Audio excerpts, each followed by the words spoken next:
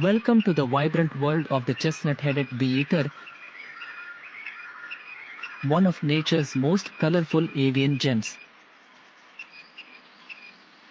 With its striking chestnut crown, bright green body, and turquoise tail, the chestnut-headed bee-eater is a true feast for the eyes.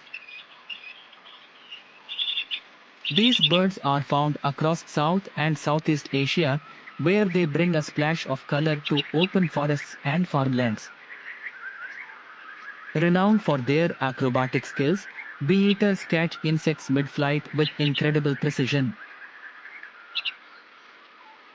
Their diet mainly consists of bees and wasps, which they skillfully handle by removing the stinger before consumption. These birds are highly social, often seen perched together in small groups. Their melodic calls fill the air, adding to the serene soundtrack of their natural habitat. During breeding season, chestnut-headed bee-eaters excavate burrows in sandy banks or flat ground, creating safe nests for their young. Both parents share the responsibility of incubating eggs and feeding the chicks. Elegant, colorful, and skilled in flight, the chestnut-headed bee-eater is a wonderful example of nature's artistry.